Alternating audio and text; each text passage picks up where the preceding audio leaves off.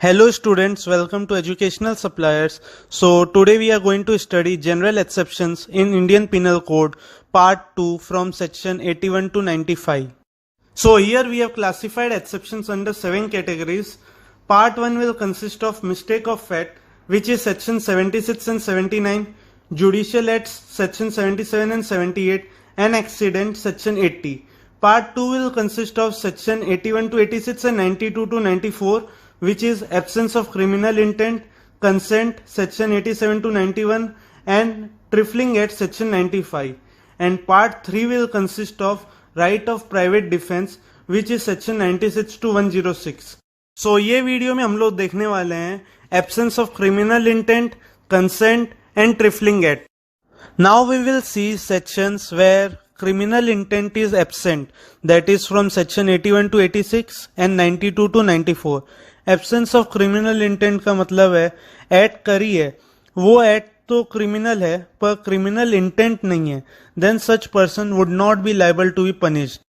Now section 81 talks about act lightly to cause harm but done without criminal intent and to prevent others harm. ये section ये कहता है कि nothing is an offence merely by reason of it's been done with the knowledge that it is likely to cause harm, if it is done without any criminal intention to cause harm and in good faith for the purpose of preventing or avoiding other harm to person or property.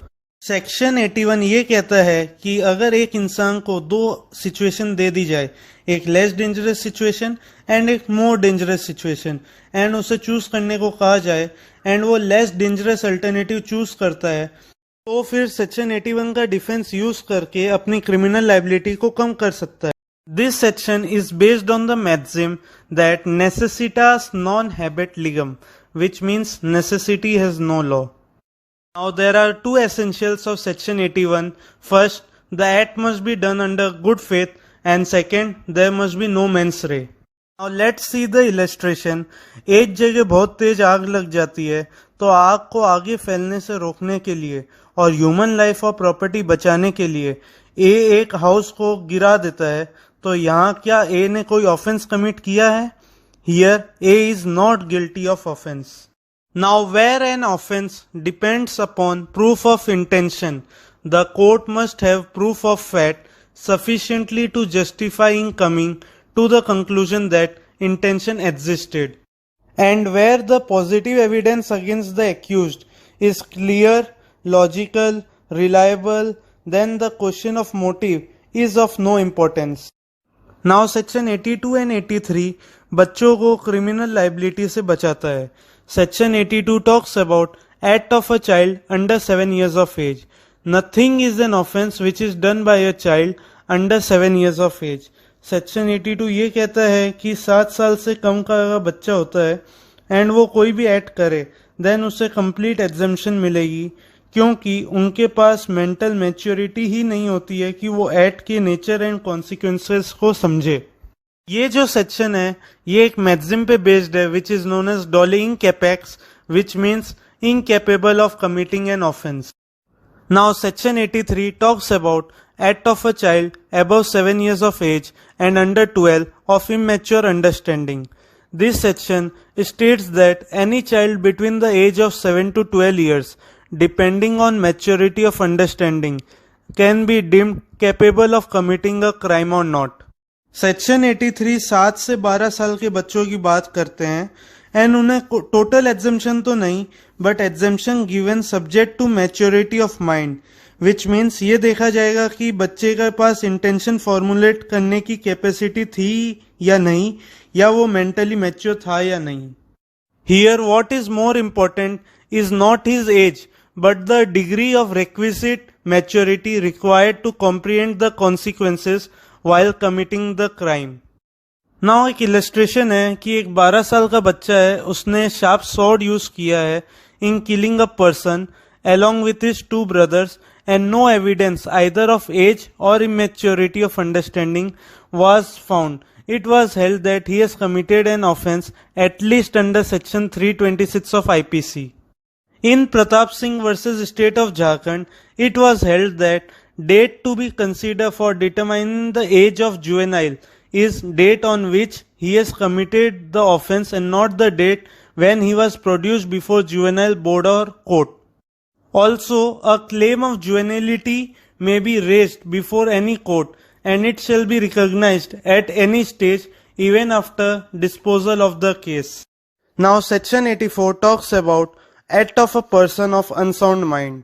अगर कोई insane person कोई crime commit करता है then उसे criminal liability से exemption मिल जाएगा क्योंकि वो incapable है nature of act को जानने के लिए and वो सही और गलत को differentiate नहीं कर सकता है. एक illustration है, A जो है वो insane और unsound है, उसने B को knife से मार दिया thinking it to be a fun game, will not be liable for B's death as he was not aware of the nature of the act and law. He was incapable of thinking judicially. Now we will see McNaughton rule and the origin of section 84. McNaughton rule से principle of insanity derive हुआ है. इस case में 3 important persons थे. First is Mr. Robert Peel, who is the British Prime Minister. Second is Mr. Drummond, who is the Prime Minister Secretary. And third is Daniel McNaughton. McNaughton ने Drummond का murder कर दिया था इस confusion में कि Drummond ही mister Robert Peel है. Then when McNaughton was tried in the court, accused जो है वो प्रोड्यूस करते हैं medical evidence to prove that he was not in the sound state of mind at the time of committing the act. He claimed that he was suffering from insane delusion, that Prime Minister was the only reason for all his problems. He also claimed that as a result of insane delusion, he mistook Drummond for the Prime Minister and committed his murder by shooting him. The plea of insanity was accepted and McNaughton was found not guilty on the ground of insanity. This rule created a presumption of sanity unless rebutted by defense. Now section 85 and 86 are drunkenness and intoxication regarding provisions. Intoxication is divided into two. First is involuntary and second is voluntary. Involuntary intoxication की बात section 85 में की गई है and voluntary intoxication की बात section 86 में की गई है. Section 85 ये बोल रहा है कि अगर किसी फोर्स से, फ्रॉड से या विदाउट योर नॉलेज आपको इंटॉक्सिकेट किया जा रहा है एंड उसके बाद आप कोई क्राइम कमिट कर रहे हैं तो आप सेक्शन 85 का डिफेंस अवेल करके अपने आप को क्रिमिनल लायबिलिटी से बचा सकते हैं. And for defence to be established under this section the accused must satisfy that he was incapable of knowing the nature of his act. Second, he was incapable of knowing that his acts were wrong or contrary to the law. Third, his acts were a reason of intoxication. And fourth, the thing which intoxicated him was administered to him without his knowledge or against his will. Now we will see section 86, which talks about offense requiring a particular intent or knowledge committed by one who is intoxicated. Section 86 है वो section 85 का extension है. Section 86 ये कहता है कि अगर voluntary intoxication हो रहा है, अगर आप खुद से कुछ इंटॉक्सिकेटेड आइटम कंज्यूम कर रहे हैं एंड उसके बाद कोई क्राइम कमिट कर रहे हैं तो ये एक्ट्स ऐसे माने जाएंगे कि आपने इंटॉक्सिकेट हुए बिना किए हैं. एंड अगर वॉलेंट्री इंटॉक्सिकेशन हो रहा है तो इससे ये फर्क नहीं पड़ता है कि आपको एक्ट के बारे में पता था या नहीं, आपको इसकी नॉलेज थी या नहीं. नॉलेज प्रिज्यूम की जाएगी एंड ये मान लिया जाएगा कि आप क्राइम करना चाहते थे क्योंकि वॉलेंट्री इंटॉक्सिकेशन हुआ है. Now let's see the illustration. अगर एक पर्सन को इंटॉक्सिकेट किया जाता है against his knowledge and will and वो अल्कोहल के इन्फ्लुएंस में आके अनदर पर्सन को स्टेप कर देता है then he will not be liable. But अगर उसने वॉलेंट्री इंटॉक्सिकेट होके स्टेप किया है then he will be liable. Now we will see section 92, which is act done in good faith for benefit of a person without consent. ये section ये बोलता है कि अगर कोई एक्ट गुड फेथ में किया जाता है for the benefit of a person without the consent of that person तो वो ऑफेंस नहीं होता है. Now we will see 4 provisos regarding this section. First is ये एक्सेप्शन ऐसे किसी एक्ट को प्रोटेक्ट नहीं करेगा जहां पर जानबूझ के किसी की जान ली गई हो या फिर जान लेने की कोशिश की गई हो. Secondly, this exception shall not extend to doing of anything which the person doing it likely to cause death for any purpose other than preventing of death or grievous hurt or the curing of any grievous disease or infirmity. Thirdly ये exception वहां extend नहीं होगा जहां आप जानबूझ के voluntary causing hurt provide कर रहे हो या अटेम्प्टिंग टू कॉज हर्ट दे रहे हो for any purpose other than preventing of death और hurt. Fourthly, this exception shall not extend to the abatement of any offence to the committing of which offence it would not extend. Now we will see section 93, which is communication made in good faith. No communication made in good faith is an offence by reason of any harm to the person to whom it is made, अगर वो person की भलाई के लिए किया गया है. Now let's see the illustration. एक सर्जन है, वो इन गुड फेथ कम्युनिकेट करता है पेशेंट को दैट उसका ओपिनियन है कि वो अब बचेगा नहीं. The patient dies in consequence of the shock. Here A has committed no offence, though A को पता था कि ये कम्युनिकेशन से पेशेंट की डेथ हो सकती है. Now we will see section 94 which talks about act to which a person is compelled by threat. ये सेक्शन ये बोलता है कि मर्डर के अलावा या कोई ऐसा ऑफेंस जो स्टेट के अगेंस्ट हो, जो पनिशेबल विद डेथ हो, इन दो सिचुएशन के अलावा अगर आप एक्ट कर रहे हैं जो आईपीसी के अंडर कोई ऑफेंस माना जाता है एंड वो एक्ट करने के लिए आप मजबूर हैं because of the apprehension of instant death, तो आप इस सेक्शन के अंडर प्रोटेक्ट कर सकते हैं अपने आप को. Provided the person doing the act did not of his own accord और from a reasonable apprehension of harm to himself short of instant death, place himself in the situation by which he became subject to such constraint. Now let's see the illustration. एक खुद से जाके dacoits के group को join करता है and dacoity करने जाता है एंड बाद में इसके सर पे बंदूक रख के बोलते हैं कि मार किसी को, एंड फिर ये ए बोलता है कि मेरे सर पे बंदूक रखी गई थी, तो ए को प्रोटेक्ट नहीं किया जाएगा अंडर दिस सेक्शन क्योंकि वो वॉलेंट्री वहां गया था जहां उसे जाना नहीं चाहिए था. Now we will see consent related provisions that is from section 87 to 91 where consent is given. Now section 87 talks about act not intended and not known to be likely to cause death और grievous hurt done by consent. ये जो section 87 है ये mainly based on Latin maxim है that is volenti non fit injuria, which means he who consents to an act has no right to claim damages for the injury caused to him by that act. अगर आप voluntarily किसी act के लिए consent दे रहे हैं तो आप खुद उस एक्ट के अगेंस्ट एक्शन नहीं ले सकते हैं. So two main essentials of section 87 are acts should be of legal nature and acts main objective should not be to cause death or grievous hurt. Now let's see the illustration where A and Z agrees to fence with each other for amusement. This agreement implies the consent of each to suffer any harm. तो अगर A Z को hurt पहुंचाता है while playing fairly, here A commits no offense. Now section 88 talks about act not intended to cause death done by consent in good faith for person's benefit.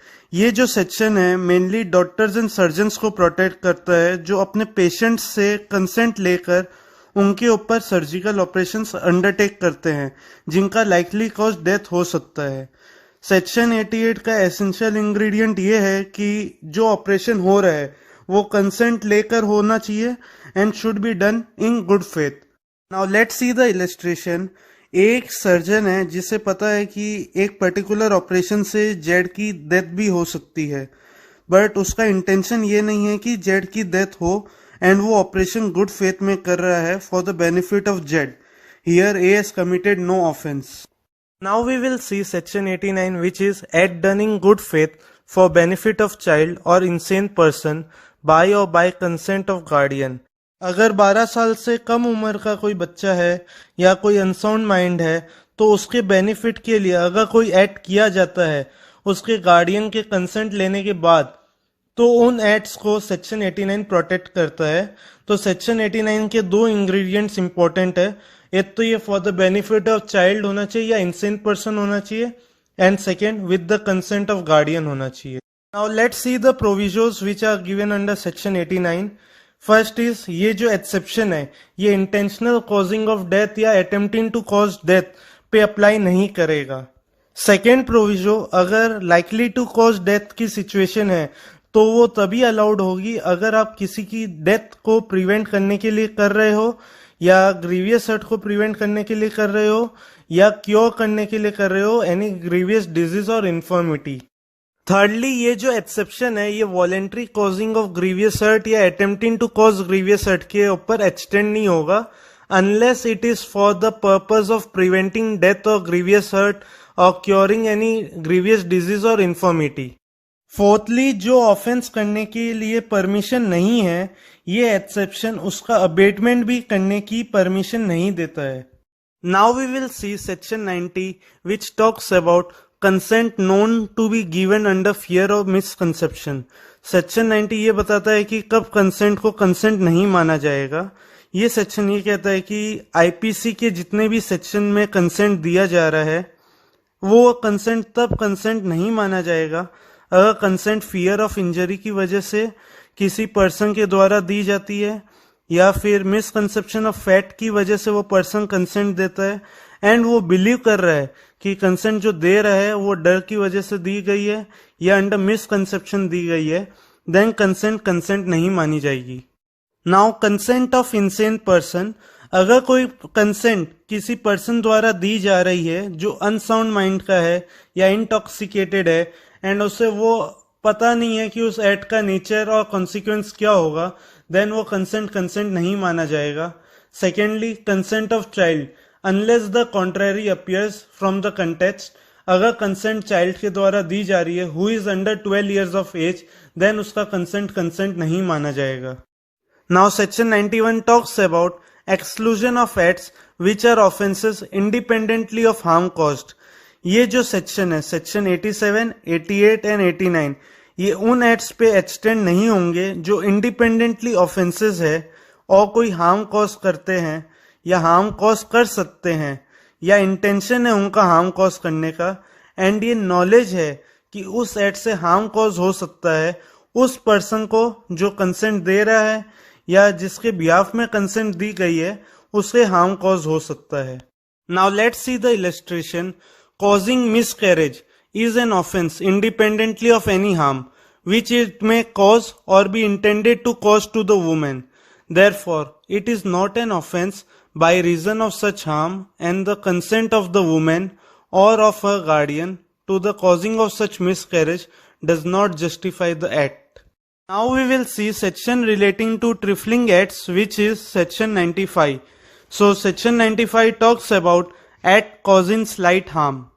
Section 95 ये कहता है कि ऐसा कोई भी एक्ट ऑफेंस नहीं होता जिसको करने से या जिसके करने का इंटेंशन या फिर जिसके करने के बाद प्रोबेबिलिटी हो कि ऐसा करने से किसी को हार्म पहुंचेगा, अगर वो हार्म इतना स्लाइट हो या इतना कम हो कि कोई भी person of ordinary sense and temper ऐसे एक्ट की कंप्लेन ना करे एंड ऐसे एक्ट को इग्नोर कर दे, तो ऐसे एक्ट का ऑफेंस नहीं माना जाएगा। This section is based on the maxim de minimis non curate lex, which means the law takes no account of trifles. In the case mentioned below, during the course of action of high tempers and abusive words between appellant husband and the respondent, the latter threw a file of papers at the former, which hit the appellant, causing a scratch on the elbow. Supreme Court said that the harm caused was slight and hence not guilty. So this brings to the end of the video of General Exceptions Part 2. Stay tuned for more updates.